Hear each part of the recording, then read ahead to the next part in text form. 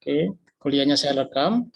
Jadi fokus kuliah kita adalah jaringan telekomunikasi, yang mana difokuskan pada penggunaan jaringan TCP/IP, yaitu jaringan internet sekarang, ya, dengan pelanggan antara lain mobile computer, mobile phone, komputer, kemudian telepon rumah yang semuanya terkoneksi menggunakan TCP/IP.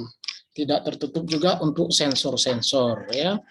Jadi jaringan yang menggunakan protokol TCP/IP, ya, itu digunakan umum sebagai jaringan internet sekarang, ya. Jadi usernya itu ada yang pelanggan seluler, ya, kemudian ada yang menggunakan local area network, kemudian ada yang menggunakan wireless local area network, kemudian ada yang dial up yang pelanggan-pelanggan di rumah, ya. Jadi kita kemarin sudah bahas tentang local area network, yang mana standarnya adalah 802.3 dengan teknologi mencakup lapisan fisik dan lapisan medium access layer.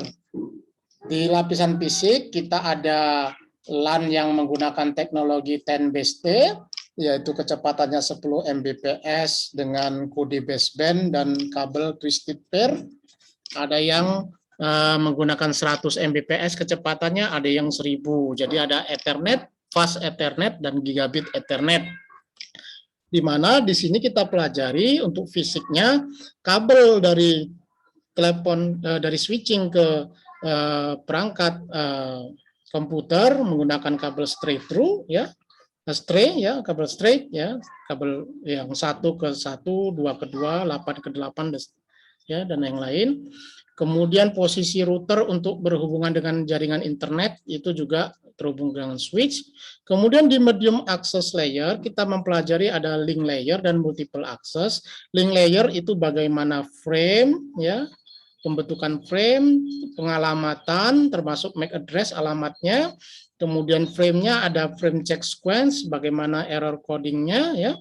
Kemudian switching ini bisa membaca alamat MAC address, menandakan port sekian untuk MAC address sekian.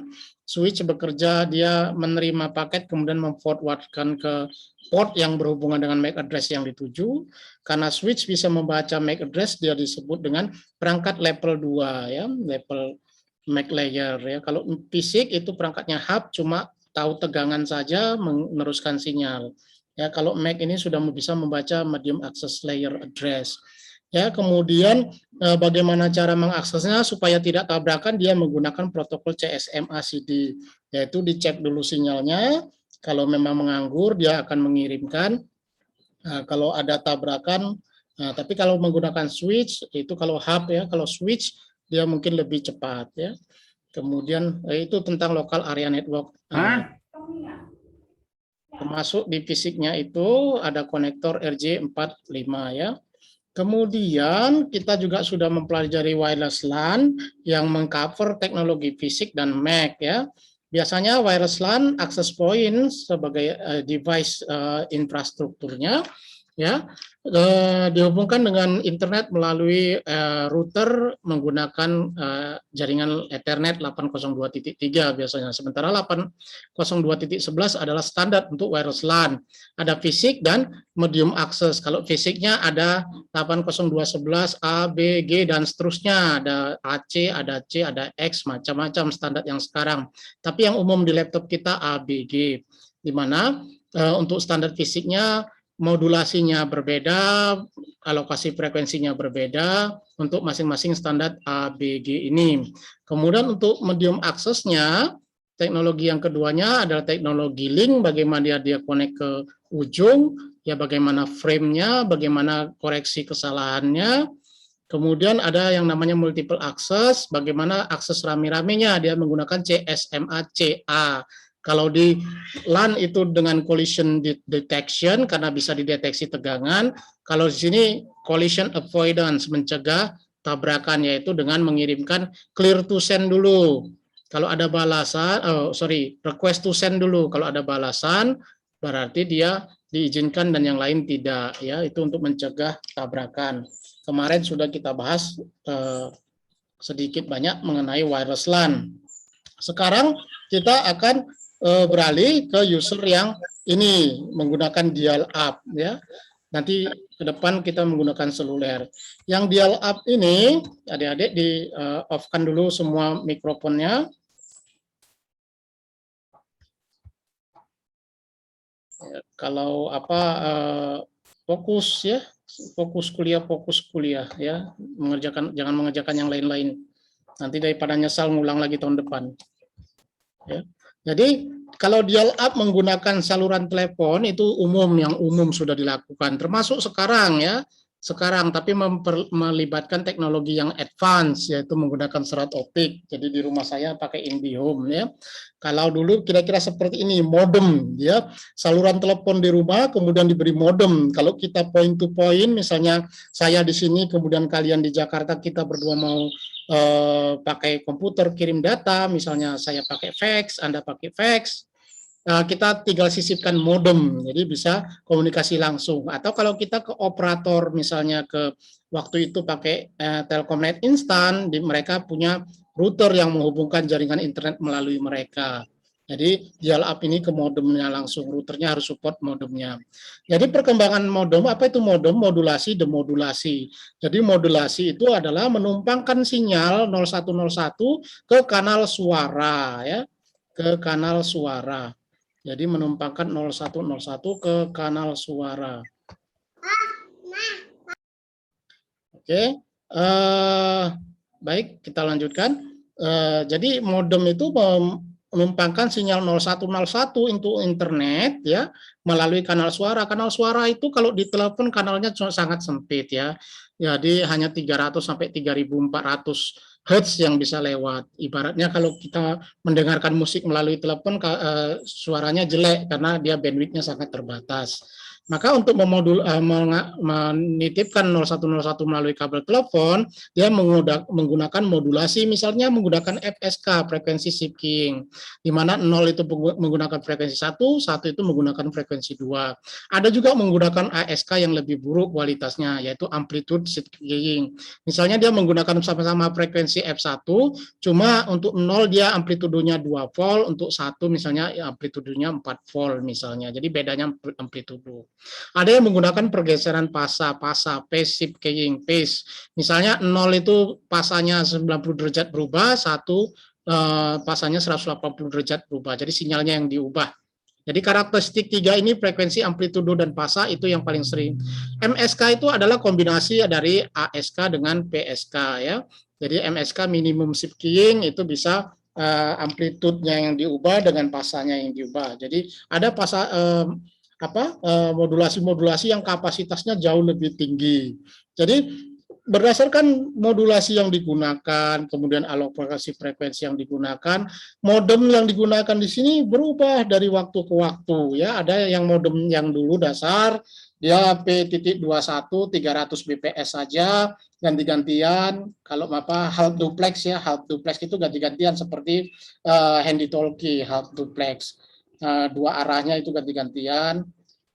Kemudian ada yang naik lagi kecepatannya 1200, 2400. Kemudian ada yang duplex, full duplex. Full duplex itu bisa bersamaan up dan downlink. Jadi uplink itu dari pelanggan ke sentral. Kalau downlink itu dari sentral ke pelanggan. Ada yang nyebutnya upstream, downstream, ada uplink, downlink ya. Kemudian ada yang modem untuk fax, ini P29 untuk fax. Jadi sini fax ya, di sini fax pakai apa? Jadi ketika kita mengirim fax, kalau kita mau mendengarkan itu suaranya suara bising ya, suara sinyal beberapa frekuensi saja yang digunakan. Jadi ada yang standar modem untuk fax. Nah, sementara ada juga sekarang modem-modem untuk 3G, 4G kalau untuk mobile phone ya. Kalau untuk optical modem seperti yang sekarang saya di rumah pakai IndiHome, jadi pakai optical modem di rumah ya. Sementara yang pakai kabel ini VVV ini pakai kabel telepon di rumah ini ya, sampai standarnya lebih dari 28.000 kecepatannya bps. Jadi dengan menggunakan modem ini maka dia bisa terkonek ke jaringan internet ya. Tentunya modem di sini akan ada lawannya di sini ya. Di sisi penerima dan harus saling kompatibel. Kemudian ada mekanisme untuk security supaya bisa masuk. Ketika masuk sinyal dia minta password authority ya, authentication ya. Jadi juga enkripsi juga bisa dibuat supaya aman sinyalnya. Karena apa? Karena jaringan telepon ini di mana-mana, jadi orang bisa nge-tap ya. Bisa nge-tap, bisa man in the middle attack ya. Jadi bisa menyerang dari apa maupun bisa phishing ya, bisa apa namanya spamming apa macam-macam attack untuk security. Nah ini standar-standar modem untuk kabel, ada yang untuk seluler, ada yang untuk optik, dan ini berkembang terus. Nah bagaimana kita cara kerja telepon kita juga harus kita singgung. Bagaimana cara kerja telepon? Berikutnya ini dia telepon ya, telepon standar kemarin sudah kita jelaskan. Telepon itu ada mikrofon, ada speaker. Jadi suara yang dari mikrofon sejauh mungkin diusahakan langsung ke sentral. Sementara suara dari sentral kalau bisa sejauh mungkin ke speaker. Sehingga apa yang ditujukan misalnya dari sumber sinyal ini, sumber suara memang ke sentral ditujukan. Jadi ini ada hibrid, yaitu supaya side tone atau suara dari samping jangan masuk, jadi anti side tone ya. Jadi ini kalau telepon kita letakkan adik-adik ya, ini terbalik nih switchnya, harusnya dari sini ya, harus ini di kemari ini dia, lihat mouse-nya nampak ya. Jadi kalau dia hooknya tertutup, line telepon itu terhubung ke ringer. Begitu berdering, kita angkat, maka dia harus masuk ke dalam. Ya, kita pun bisa menggunakan DTMF untuk dialing maupun pakai yang rotary dial kemarin. Ya, jadi ini komponen dasar daripada sistem telepon. Ini yang salah switch-nya ya, arahnya ya. Jadi ini telepon sederhana sebenarnya ya. Sederhana, suaranya bercampur, jadi ini dua arah suaranya, jadi antara kirim dan terima jadi satu sinyal analog yang bercampur. Kemudian untuk saluran telepon adik-adik, coba kita lihat ini yang konvensional, saluran telepon menggunakan kabel ya. Instalasi di rumah ini telepon itu terhubung dengan roset, itu kotak kuning, ada RJ11 konektornya di sini, jadi RJ11 kabel bawaan dari telepon, kemudian ini kabel PVC masuk ini tempat konek-konek menghubungkan saja pakai kotak terminal bagi, kemudian kabel drop wire yang ada kawatnya diikatkan ke ujungnya, dia sepasang wirenya, ya, kawatnya satu. Di DP ini juga untuk hanya sambung-sambung kabel saja, kemudian ada yang menggunakan kabel tanah, kabel udara. Rumah kabel yang di pinggir-pinggir jalan itu juga untuk nyambung-nyambung kabel saja antara sekunder dan primer. Ini kabel primer namanya ke arah sentral, ini kabel sekunder. Jadi kabel primer itu kebanyakan menggunakan kabel duct yang dimasukkan ke pipa PVC, dicor, ada juga menggunakan kabel tanah, ada ditimbun saja, ada juga kabel udara. Jadi begitu masuk ke sentral, dia masuk ke ruang bawah tanah, biasanya ada hole lubang, ini ada E-nya ya. Lubang-lubang pinggir jalan hanya untuk menarik kabel sebenarnya. Jadi ini jaringan kabel konvensional adik-adik, tidak ada banyak teknologi yang ada di dalamnya, hanya penomoran kabel itu untuk orang-orang yang instalator, dia harus bisa membaca kalau kabel isi 100 mana urutan 1, mana urutan 100. Ya, dia kode-kode warna, itu yang paling penting kalau di jaringan kabel. Kemudian perencanaan jaringan kabel supaya efisien, dia kabelnya menangani untuk pelanggan berapa tahun ke depan, bisa dipersiapkan sebagai misalnya cadangan untuk perkembangan ke depan, yaitu di perencanaan jaringan kabel, tetapi tidak kita bahas lagi. Kemudian lanjut kabelnya sampai ke sentral, masuk ke bawah tanah, dari kabel-kabel duct banyak. Nah, kabel-kabel ini masuk ke main distribution frame. Main distribution frame itu ada yang secondary, ada yang primer. Jadi yang secondary SDF terhubung ke kabel pelanggan. Pada dasarnya hanya untuk terminasi kabel sepasang dari rumah-rumah, dan kita harus tahu penomoran Misalnya kapasitasnya 10.000, 1 itu di mana, 99 itu di mana harus tahu. Nah, demikian juga dari sentral. Sentral ini elektronik adik-adik. Jadi berhubung dengan kabel itu menggunakan konektor-konektor seperti konektor printer. Tapi konektor printer kan sekarang pakai USB, kapasitasnya nggak banyak karena serial. Nah, ini kapasitasnya misalnya ini kapasitas 8 pelanggan satu konektor, ya. Ada yang 1, ada yang 8, ada yang 16 dan lain-lain. Jadi ini kabelnya satu gulung. Misalnya ini kapasitas 100 masuk pakai satu konektor, pinnya ada 100 pasang, ya. Masuk ke elektroniknya. Jadi ini bagian dari sentral. Ini bagaimana koneksi. Nah, misalnya ini pelanggan nomor 1 mau dihubungkan dengan nomor 1 di sentral, ya nanti di jumper antara SDF dengan MDF, ya. Jadi ini bagian sentral telepon. Bagaimana sentral telepon? Inilah bagian dari sentral telepon yang terdekat itu ini subscriber line circuit SLC. Apa fungsi SLC? Ada beberapa fungsi. BORS namanya, sering kita sebut BORS, BORSCHT, itu fungsi daripada subscriber line circuit. Jadi ini ke arah sentralnya dia menggunakan slot yang harus terhubung dengan motherboard daripada sentral. Ini seperti PC masa lalu, ya, di mana dia menggunakan kartu-kartu, card, ya, yang ini terhubung dengan motherboard komputer, yang di sini konektor menggunakan kabel yang misalnya kapasitas 100. Nah, kapasitasnya sendiri ada yang 1, 8, 16, jadi kalau satu single, yang misalnya SLC, ya SLC saja, kalau 8 misalnya oktal, ya, oktal subscriber line circuit, ada yang 16 hexa subscriber line circuit, beda sentral, beda namanya, ya, itu hanya penamaan saja, pada prinsipnya sama.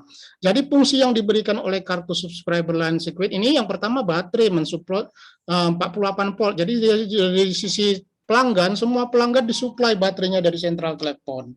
Jadi terpusat baterainya semua. Jadi diaktifkan dengan cara bagaimana hooknya ini tadi. Jadi arusnya dari sentral telepon adik-adik, ya. Jadi arusnya dari sentral telepon secara tersentralisasi 48 volt umumnya, ya. Kemudian ada over voltage protection karena dia jalur kabelnya itu membentang dari sentral telepon ke pelanggan.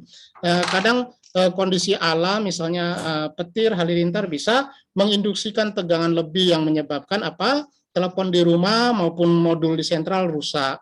Maka akan ada penambahan misalnya over voltage protection. Contohnya menggunakan apa? Varistor. Ini namanya metal oxide varistor. Varistor itu apa? Seperti dioda Zener. Dioda Zener itu bekerjanya terbalik adik-adik.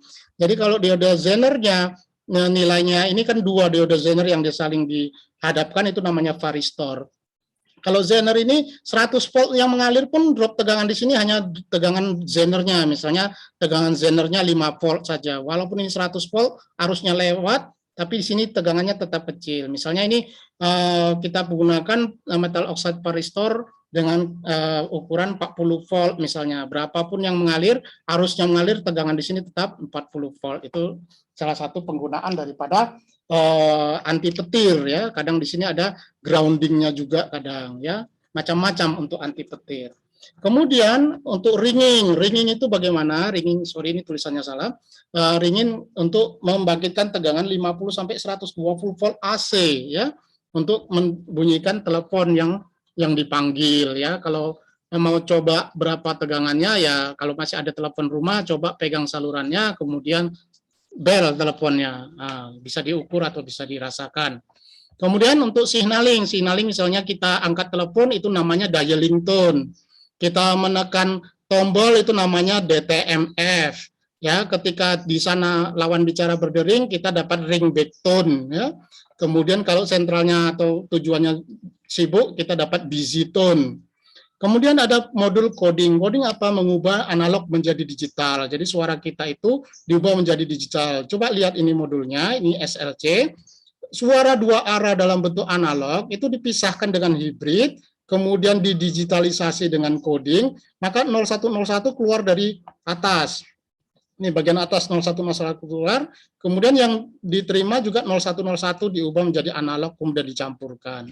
Jadi ke arah sentral itu sudah digital kalau sentralnya digital. Kemudian itulah dia hibrid ya, di dalamnya fungsi hibrid memisahkan transmit dan receive, itu fungsi hibrid. Dan tes ini untuk mengtes ini semua berfungsi atau tidak.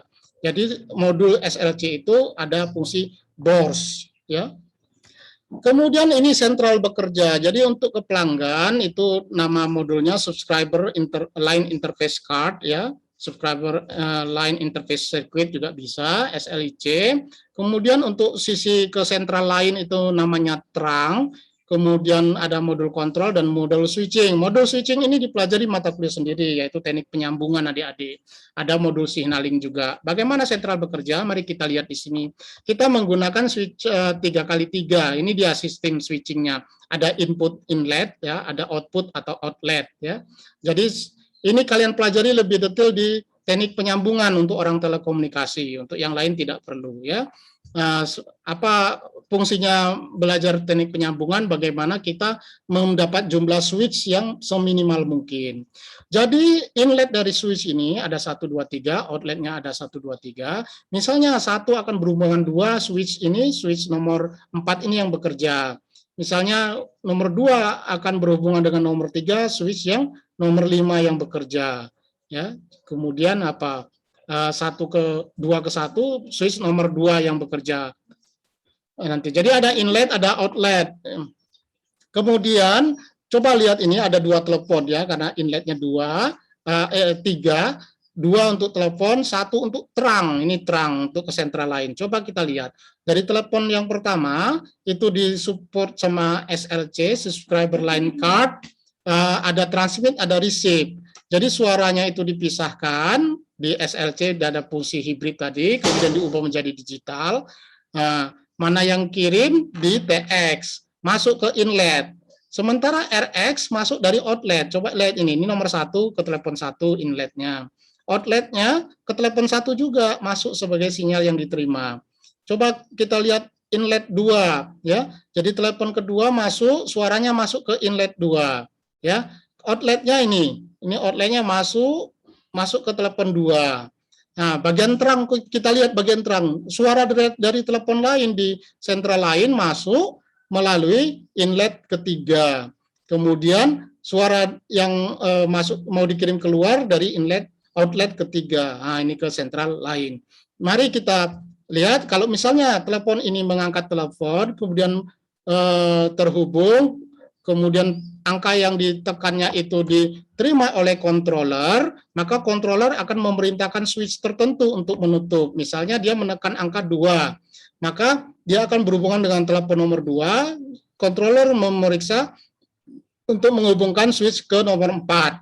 Begitu switchnya dihubungkan, suara dari nomor 1 ini akan mengalir melalui switch nomor 4, kemudian menuju telepon nomor 2 dan seterusnya ya, diterima oleh telepon nomor 2. Begitu juga telepon nomor 2 ketika dia bicara, kita butuh switch lain yaitu switch nomor 2 terkoneksi, suaranya akan masuk ke telepon nomor 1. Jadi inilah cara kerja sentral telepon. Bagaimana kalau keluar sama ya? Jadi signalingnya itulah yang kemarin kita sedikit bahas tentang CAS dan CCS ya. Bagaimana switch mana yang terhubung, mana yang sibuk, semua itu didata semua. Jadi ketika telepon ini menekan nomor tertentu, maka hanya bisa diperiksa mana yang sibuk, mana yang tidak ya. Oke, baik adik-adik, kita lanjut. Untuk teknologi ke depannya, yang memang sudah terjadi sekarang, inilah dia. Ini sentral telepon. Yang ke pelanggan kan SLC yang terdekat ya. Nah, SLC-nya ini ke kabel biasa, ada kapasitas 181632, kabel biasa. Ada yang digantikan dengan digital, misalnya tetap saja transmit receive dari pelanggan dalam bentuk digital. Kita bisa pakai radio yang ini, bisa juga pakai optik yang di bawah. Pakai radio, misalnya kita pakai radio digital. Ada radio digital, ini adalah PCM 30. PCM 30 itu yang paling basic ada 30 pelanggan, yaitu yang basic E1. Kecepatannya 2 Mbps, isinya 30 pelanggan. Ini harus dihafal adik-adik ya. E1, E1 ya. Itu PCM 30 E1, 2 Mbps, 30 pelanggan. Tepatnya 2,048 Mbps. Ya, 4 kali dari E1 menjadi E2. 4 kali menjadi E3, 4 kali menjadi E4. Ini PCM 30, standar PCM 30. Jadi standar radio pun ada PCM 30. Kemudian ada standar PCM 24. Pelanggannya totalnya 24 pelanggan untuk basic, yaitu 1,54 Mbps. Ya namanya T1, 4 kali T2, T3, T4. Kok beda-beda Pak? Iya, dulu ada sistem Eropa, sistem Jepang, dan sistem Amerika ya. Jadi radio yang diproduksi mereka beda-beda standarnya. Jadi ada PCM 30, PCM 24. Ada yang lebih besar lagi, yaitu Synchronous Digital Hierarchy yang bisa mengadopsi ini semua. Dan kecepatannya itu dari STM 0 atau STM1 ini perlu diperiksa lagi dengan basic kecepatan 155 Mbps. Sampai berapa pelanggan banyak ya? Sampai berapa pelanggan itu sentralnya. Jadi ke misalnya ke gedung, bisa ke telepon, bisa ke modemnya ya. Jadi ini untuk yang layanan digital, pelanggan digital. Nah, untuk yang pakai optik ya, pakai optical line termination, yaitu titik konversi antara listrik dengan optik. Jadi kabel optik ini sekarang lah misalnya IndiHome seperti ini ditarik. Sementara teknologi penempatan OLT-nya ini bisa langsung ke sentral, bisa langsung ke rumah, bisa langsung ke gedung. Jadi peletakannya itu menentukan jenis teknologi, misalnya FTTH, FTTB, FTTZ, FTTC.